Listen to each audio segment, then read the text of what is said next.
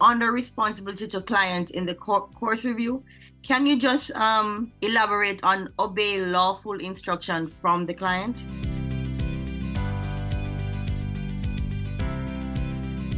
All right. So, for example, let's say we are negotiating an offer, right? Purchase contract. So, in the negotiation, so seller says, let's say we have two offers that have come in, and one is an unconditional offer, but maybe it's $2,000 less in terms of the purchase price. There's a conditional offer. That means there are conditions for financing and property inspection, and that one is a little bit higher. Let's say, actually, not two, let's say 5,000 difference, right? So my recommendation would be to my client would be for them to accept the unconditional offer, right?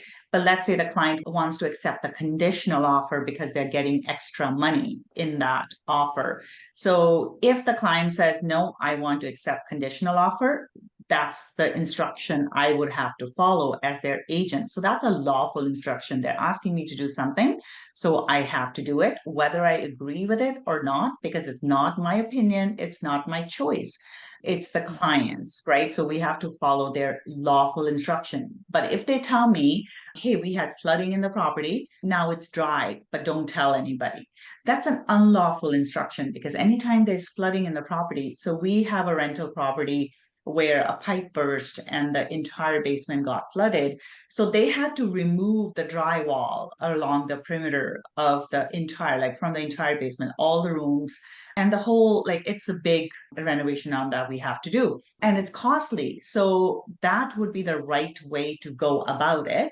But if they just say, oh, it's dry now, and just don't tell anybody, list the property, that's an illegal instruction. I cannot follow that. So I would have to tell them that this is illegal. It's a material latent defect. Anytime there's flooding, it's a material latent defect and it has to be disclosed, right? Or let's say property was used as a grow operation.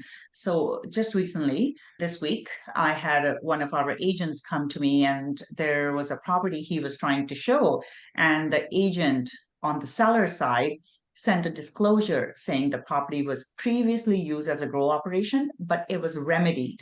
So technically, remedied material latent defects do not have to be disclosed. So when the property has flooding or property has grow operation or anything like that, it would be considered a material latent defect. And if the client tells you not to disclose it, we cannot follow that instruction because it's unlawful. It's illegal for us to do that. But if it has been remedied and they tell us not to disclose it, that's a legal instruction. That's a lawful instruction. We have to follow that. So in this scenario, we had our agent who's newer. He had a buyer who wanted to look at this property, and the seller's agent basically did a disclosure saying the property was a previous grow operation. It has been remedied. So in this scenario, it does not have to be disclosed, but they were doing a disclosure anyway. So in this scenario, they just wanted to make sure. And the reason, the advantage of doing a disclosure, similar to flooding as well, if the property has been previously flooded or it's in a flood hazard area, the sellers can choose to disclose that, even though they are not required to.